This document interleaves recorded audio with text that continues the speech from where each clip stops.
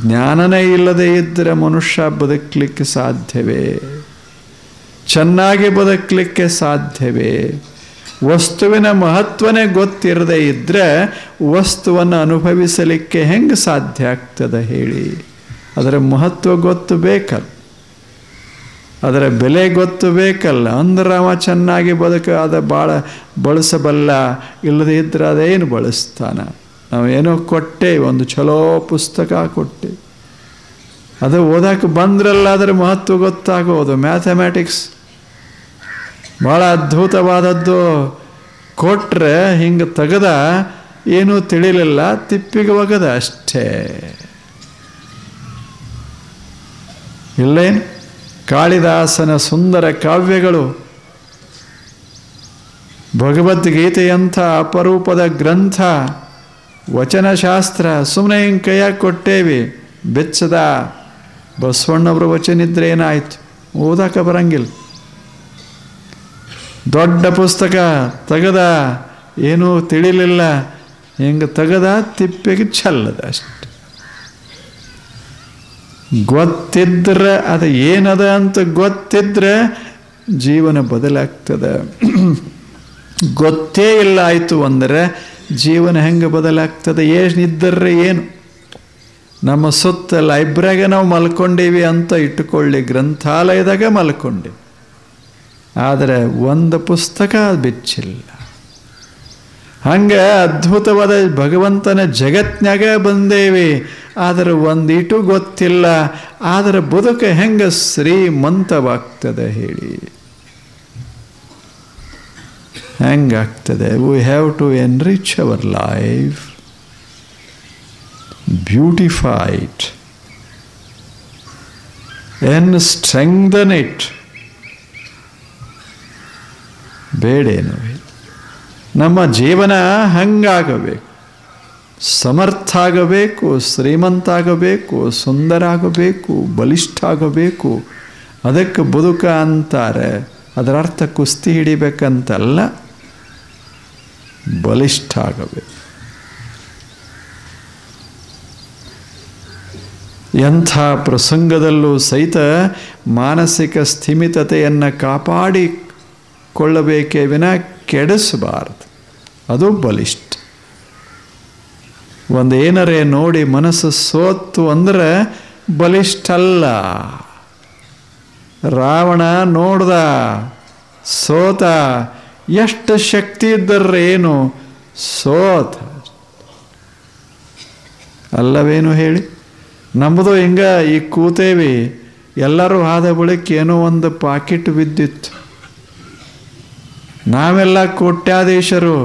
Packet ನೋಡ್ದೇವಿ, ಒಳಗೊಂದು 10 ರೂಪಾಯಿ, ಅದರಾಗ ಪತ್ತಾ ಸಹಿತಿತ್ತು ಇಂಥವ್ರದ ಅಂತ. ನಾವು ತೆಗಿಲಿಲ್ಲ, ಕೊಡಲಿಲ್ಲ, ಕಿಶೆಗೆ ಹಾಕ್ಕೊಂಡೇವಿ, ಸೋತೆ. ನಮ್ಮ ಮನ್ಯಾಗ ಕೋಟೆ, ಆದರೆ 10 ರೂಪಾಯಿ ನಮ್ಮನ್ನು ಸೋಲಿಸ್ತು. ಹೇಗದೆ? ಹಸದವ ಒಂದು ಹಸದ ಹುಡುಗ ಒಂದು ಹಣ್ಣಿಗೆ ಸೋತ ಅಂದರೆ ಸೋತ ಅನ್ನೋದಿಲ್ಲ. ಇಂಥವ ದೊಡ್ಡ ಅಧಿಕಾರ, ಲಕ್ಷಗಟ್ಟಲೆ ಪಗಾರ, ಮನೆ ದೊಡ್ಡದು, ಎಲ್ಲ ಬಂಗಾರ, ಆದರೂ ಕೈ ಚಾಚಾನ, ಸೋತ. ಅಲ್ಲವೇನು ಹೇಳಿ? ಓದ್ಯಾನ, ಭಾಳ ಓದ್ಯಾನ. ಜಗತ್ತಿನಾಗ ಅವನಂಥ ಬುದ್ಧಿವಂತನೇ ಇಲ್ಲ. 25 ವರ್ಷ ಆಗ್ಯಾವ, ಲಗ್ನ ಮಾಡೋ ಪ್ರಸಂಗ ಬಂದದ. ಕನ್ಯೆ ಅದರ ಕೈ ಒಡ್ಡದ, ಸೋತ. ಬಡವ ಅಲ್ಲ. ಯಾವ ವಿದ್ಯೆ ತಗೊಂಡು ಏನು ಮಾಡೋದದ? ಸೋತವ. ಇವ್ಯಾಂಗ ವರ ಆಗ್ತಾನ ಹೇಳಿ? ಸೋತವ. Defeated in life.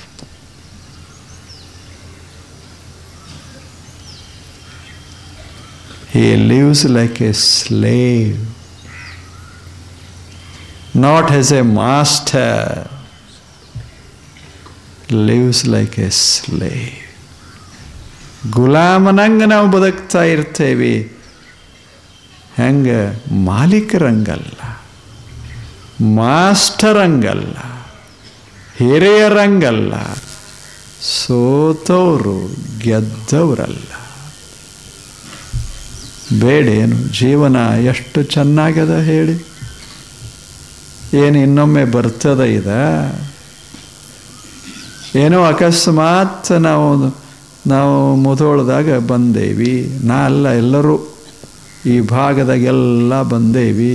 ಮುಧೋಳಂದ್ರೆ ಮುಧೋಳು ಒಂದೇ ಅಲ್ಲ, ಸುತ್ತಮುತ್ತ ಎಲ್ಲ ಬಂದೇವಿ. ಸಮೃದ್ಧ ನಾಡ, ನೀರೆಲ್ಲ ಕಡೆ, ಏನು ಹಸರ. ಆದರೆ ನನ್ನ ಮನಸ್ಸೇ ಒಣಗಿತ್ತಂದ್ರೆ ತಗೊಂಡು ಏನು ಮಾಡೋದು? ಇದಕ್ಕೆಲ್ಲ ನಮ್ಮನ್ನು ಕೊಟ್ಟು ಇಷ್ಟೆಲ್ಲ ಸಮೃದ್ಧ ನಾಡಿನಾಗ ಕಳಿಸಿಕೊಟ್ಟಾನ ಭಗವಂತ. ನಾವೇನು ಸೌದಿ ಏರಿಯಬೇಕು ಹೋಗಿ ನೋಡೇವಿ, ಏನದ ಬರೀ ಉಸುಕ. ದೊಡ್ಡ ದೊಡ್ಡ ದೇಶಗಳದಾವಲ್ಲೇ ಎಲ್ಲ ಉಸುಕ, ಬರೇ ಉಸುವು, ಏನೇನು ಬೆಳಂಗಿಲ್ಲ, ಮಳೆ ಬೀಳಂಗಿಲ್ಲ, ಬರೀ ಎಣ್ಣೆದ ಅಷ್ಟೆ. ಅಂಥದ ನಮ್ಮದಲ್ಲ. ಸುಮ್ಮನೆ ಒಂದು ಕಾಯಿ ತಿಂದು ಬೀಜ ಚೆಲ್ಲಿದ್ರೆ ಗಿಡನೇ ಆಗ್ತದಿಲ್ಲೇ. ಅಲ್ಲಿ ಗಿಡ ಓದೋರಿದರೂ ಸಹಿತ ಬಾಡಿ ಹೋಗ್ತದೆ. ಇಂಥ ಅದ್ಭುತ ಸ್ವರ್ಗ ಇದು. ಇಂಥ ಸ್ವರ್ಗದಾಗ ನಾವು ಬಂದು ಅದೇವಿ ಅಂದ ಬಳಿಕ ನಮ್ಮ ಜೀವನ ಸ್ವರ್ಗಮಯ ಆಗಬಾರದೇನು? ಹಂಗೆ ಮಾಡಬೇಕಾಗ್ತದೆ. ಅಂಥ ಬದುಕನ್ನು ನಾವು ಸಾಗಿಸಬೇಕು. ಬದುಕಿಗೆ ಬಹಳ ಕಿಮ್ಮತ್ತ ಕೊಡಬೇಕು. ಇದ ಅಧ್ಯಾತ್ಮ. ಯಾವುದಕ್ಕೆ ಕಿಮ್ಮತ್ತು ಕೊಡಬೇಕು, ಯಾವುದಕ್ಕೆ ಕಿಮ್ಮತ್ತು ಕಡಿಮೆ ಕೊಡಬೇಕು, ಇದರ ತಿಳುವಳಿಕೆಗೆ ಅಧ್ಯಾತ್ಮ ಅಂತ ಕರೀತಾರೆ. ತಿಳುವಳಿಕೆ ಅದು. ಬೇಡೇನು.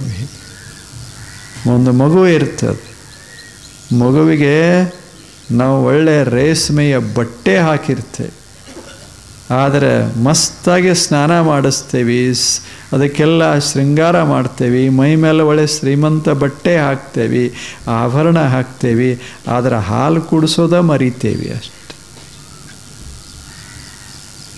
ಅದಕ್ಕೆ ಇದೆಲ್ಲ ಬೇಕಾಗಿಲ್ಲ, ಅದು ಇದರ ಕಡೆ ಲಕ್ಷಣವೂ ಇಲ್ಲ. ಅದಕ್ಕೆ ಬೇಕಾಗಿದ್ದು ಹಾಲಷ್ಟೆ. ಹಾಲು ಅದಂತದ. ಇದನ್ನು ಹಾಕಿದರೂ ಅದು ಅಳುತ್ತದೆ, ಆಭರಣ ಹಾಕಿದರೂ ಅಳುತ್ತದೆ. ತಾಯಿ ಏನು ವಿಚಾರ ಮಾಡ್ತಾಳೆ, ಹಿಂಗೆ ಅಳುತ್ತದೆ ಅಂದ್ರೆ ಒಂದಿಷ್ಟು ಮತ್ತೇನ್ರೆ ಹಾಕೋಣ ಅಂತ ಮತ್ತೆ ಕಿವ್ಯಾಗ ಹಾಕ್ತಾಳ, ತಲೆ ಮ್ಯಾಗ ಹಾಕ್ತಾಳ, ಕೈಗೆ ಕಡ ಹಾಕ್ತಾಳ, ಕಾಲಿಗೆ ಹಾಕ್ಯಾಳ. ಆದರೆ ಅದಕ್ಕೆ ಮಾತಾಡಕ್ಕೆ ಬರಂಗಿಲ್ಲ, ಅದು ಅಳುತ್ತದ. ಇದಕ್ಕೆ ಕೊರತೆ ಅದ ಅಂತ ಆಕೆ ಹಾಕಕ್ಕೆ ಹತ್ಯಾಳ, ಆದರೆ ಏನು ಬೇಕಾಗ್ಯದ ಗೊತ್ತಿಲ್ಲ ಅಷ್ಟೆ. ಅದಕ್ಕೆ ಇಷ್ಟೆಲ್ಲ ಬೇಕಾಗಿಲ್ಲ, ಇದನ್ನೆಲ್ಲ ಹರಿದು ಚೆಲ್ತದೆ ಒಂದು ಕಪ್ ಹಾಲು ಅಷ್ಟೆ. ಅಂದರೆ ಇಷ್ಟೆಲ್ಲ ಒಂದು ಕಪ್ ಹಾಲಿನ ಬೆಲೆ ಇಲ್ಲ ಅದಕ್ಕೆ. ಹಂಗೆ ನಮ್ಮದು ಪರಿಸ್ಥಿತಿ ಹಂಗಾಗ್ಯದ.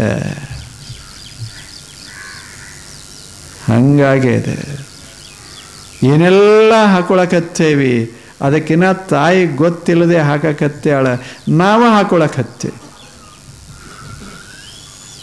ಏನು ಹಾಕಬೇಕು ಹಾಕಲಾರ್ದೆ ಏನದು ಜ್ಞಾನದ ಅಮೃತ ಕುಡಿಬೇಕೋ, ಜ್ಞಾನದ ಹಾಲ ಕುಡಿಬೇಕೋ, ಭಕ್ತಿಯ ಹಾಲ ಕುಡಿಬೇಕೋ, ಕುಡಿಲಾರದೆ ಎಲ್ಲ ಬೆಳೆಸ್ತಾ ಇದ್ದೇವೆ. ಆದರೆ ಏನು ಮಾಡೋದು? ಇದರಿಂದ ಸಮಾಧಾನ ಆಗೋದು ಅಲ್ಲ. ಬದುಕೋದರೆ ಯಾಕೆ? Why we came to this world? ಹೇಳಿ, ನಾವು ಬಂದದ್ದು ಎದಕ್ಕೆ ಈ ಜಗತ್ನ್ಯಾಗ? ಏನು ಹೋಗಲಿಕ್ಕೆ?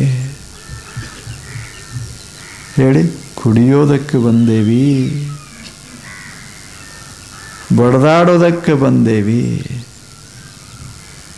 ಹೇಳಿ, ಜಗಳ ಮಾಡೋದಕ್ಕೆ ಬಂದೇವಿ, ಕೊಲ್ಲೋದಕ್ಕೆ ಕೊಲ್ಲಿಸಿಕೊಳ್ಳೋದಕ್ಕೆ ಬಂದೇವೇನು ಈ ಜಗತ್ತಿಗೆ? ಹೇಳಿ, ಎದಕ್ಕೆ ಬಂದೇವಿ?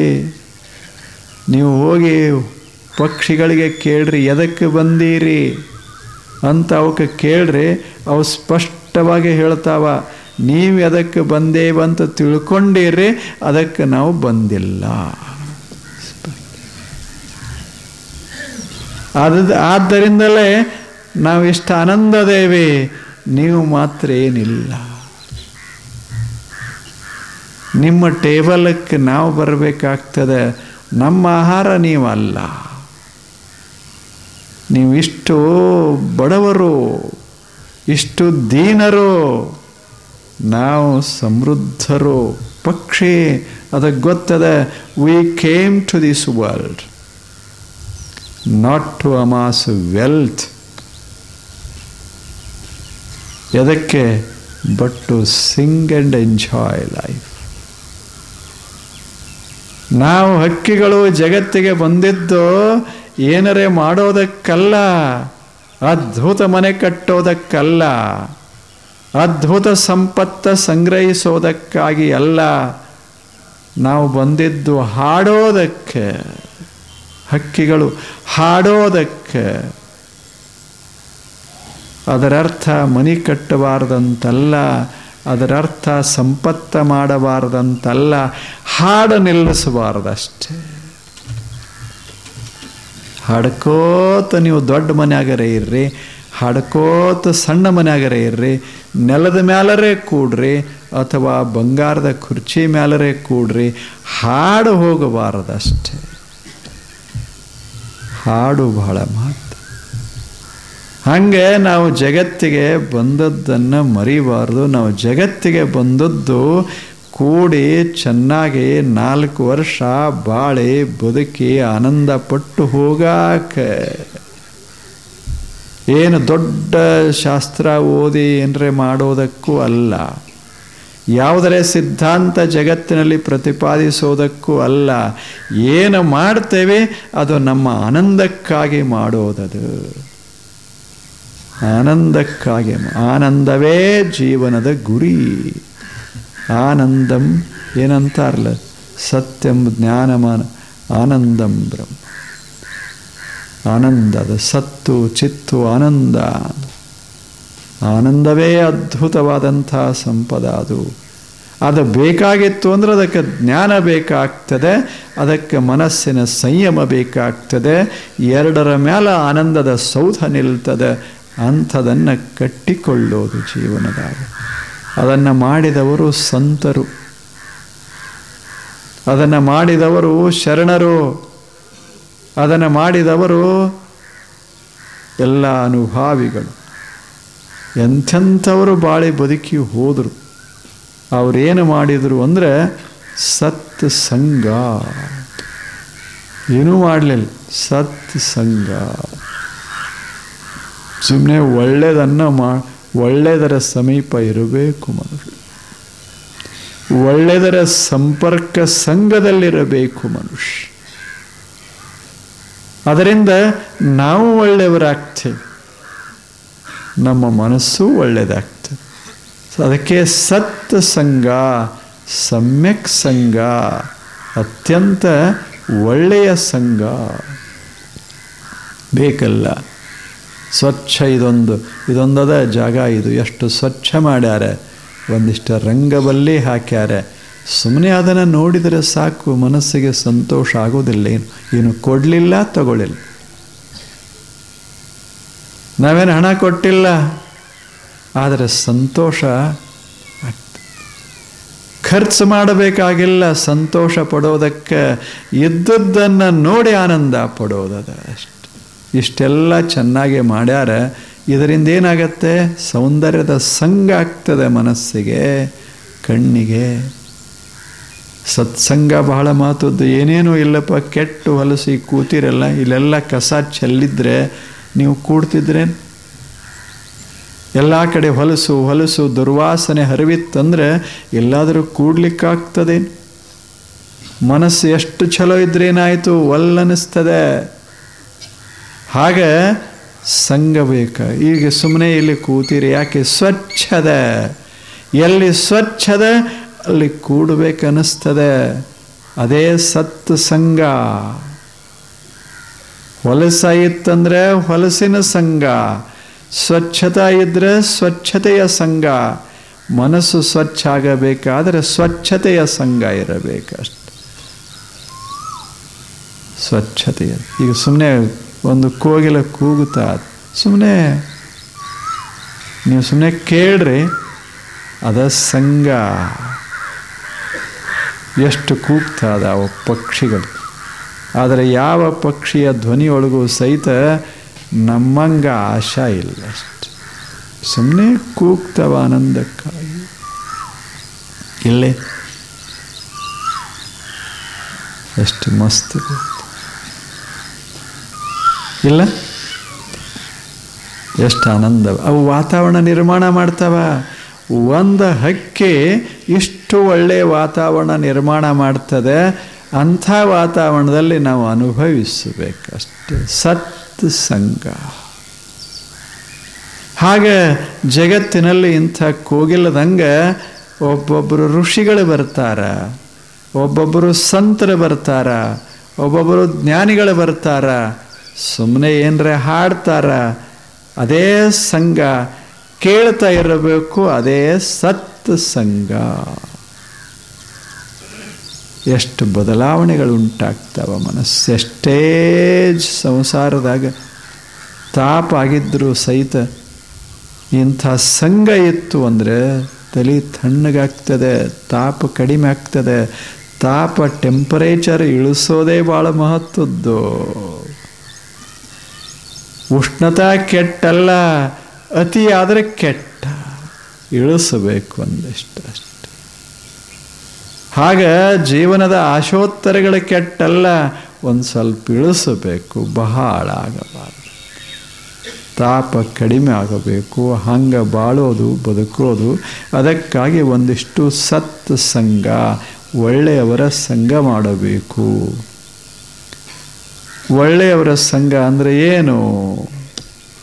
ಸತ್ಸಂಗ ಮಾಡೋದಂದ್ರೆ ಏನು? ದಿನಾಲು ಇಟ್ಟು ಜನ ಕೂಡಕ್ಕಾಗ್ತದೇನು ಮನ್ಯಾಗ? ಮತ್ತು ಸತ್ಸಂಗ ಮಾಡೋದು ಹೆಂಗೆ? ಅದಕ್ಕೆ ಬಹಳ ಸುಲಭ. ಏನು ಮಾಡೋದು ಸತ್ಸಂಗ? ವಾಬ್ಬಿದ್ರೂ ಸತ್ಸಂಗ, ಒಂದು ಗಿಡ ಇದ್ರೂ ಸತ್ಸಂಗ, ಒಂದು ಹೂವಿದ್ರೂ ಸತ್ಸಂಗ. ಸಂಘಕ್ಕೆ 1000 ಜನ ಬೇಕಾಗಿಲ್ಲ, ಸಂಘಕ್ಕೆ ಸಂಘ ಮಾಡೋ ಮನಸ್ಸು ಬೇಕಷ್ಟೆ. ಇದನ್ನು ನೋಡಿ ಆನಂದ ಪಡೋ ಮನಸ್ಸಿತ್ತು ಅಂದರೆ ಇದರ ಸಂಘ ಸತ್ಸಂಗ. ಸತ್ ಸಂಘ ನಾವು ಮಾಡ್ಕೋಬೇಕು. ಇದನ್ನೆಲ್ಲ ಸುಂದರ ಸಂಘ ಮಾಡ್ಕೋಬೇಕು ಮನುಷ್ಯ. ಸಂಘಕ್ಕಿಂತ ದೊಡ್ಡದು ಯಾವುದದ ಜೀವನದಾಗ? ಏನು ನಾವಿನ್ನೇನು ತಪಸ್ಸ ಮಾಡೋಕ್ಕಾಗ್ತದ? ಏನು ಹಿಮಾಲಯ ಬೆಟ್ಟಕ್ಕೆ ಹೋಗಿ ಹೇಳಿ? ಏನಾಗೋದಿಲ್ಲ. ಸುಮ್ಮನೆ ನಶಿಕಿನಲ್ಲಿ ಎದ್ದು 1 ತಾಸು ಇಲ್ಲಿ ಬಂದು ಹಿಂಗೆ ಕೂಡ್ತೇವಲ್ಲ, ಇದು ಸುಲಭ. ಆದರೆ ಅದಕ್ಕಿಂತ ಇದು ಸತ್ಸಂಗ, ಶ್ರೇಷ್ಠ ಸತ್ಸಂಗ. ಯಾಕೆ? ಇಲ್ಲಿ ಮೌನ ಇರ್ತೇವೆ, ಮನಸ್ಸು ಶಾಂತವಾಗಿರ್ತದೆ. ಎಲ್ಲವನ್ನ ಮರೀತೇವೆ. ಎಲ್ಲವನ್ನ ಮರೆತು ತಂಪಾದ ವಾತಾವರಣದೊಳಗೆ 1 ತಾಸು ಸುಮ್ಮನೆ ಏನನ್ನೂ ನೆನೆಸದೆ ಕೂಡ್ತೇವಲ್ಲ, ಸತ್ಸಂಗ. ಹಾಗೆ ಒಬ್ಬೊಬ್ಬರ ಸಂಘ ಬೇಕಾಗ್ತದೆ. ನಿಸರ್ಗದ ಸಂಘ ಬೇಕಾಗ್ತದೆ, ಸಂತರ ಸಂಘ ಇರಬೇಕಾಗ್ತದೆ, ಹಿತೈಷಿಗಳ ಸಂಘ ಇರಬೇಕಾಗ್ತದೆ. ಎಲ್ಲ ಹೋದ ಬಳಿಕ ಆತ್ಮ ಸಂಘ ಇರಬೇಕಾಗ್ತದೆ, ದೇವ ಸಂಘ ಇರಬೇಕಾಗ್ತದೆ. ಇವೆಲ್ಲ ಸಂಘಗಳೇ. ಇವಕ್ಕೆಲ್ಲ ಸತ್ಸಂಗ ಅಂತ ಕರೀತೇವೆ. ಸುಮ್ಮನೆ ಕೂತ್ಕೊಂಡು ಏನು ಆಕಾಶ ಅಂದೇವಿ, ಸತ್ಸಂಗ. ಏಕೆ? ಮನಸ್ಸು ಆಕಾಶದ ಕೂಡ ಕೂಡ್ತು. ಇದು ಸತ್ ಸಂಘ, ಸುಂದರವಾದಂಥ ಸಂಘ. ಈ ಸಂಘ ಬಹಳ ಮಹತ್ವದ್ದು.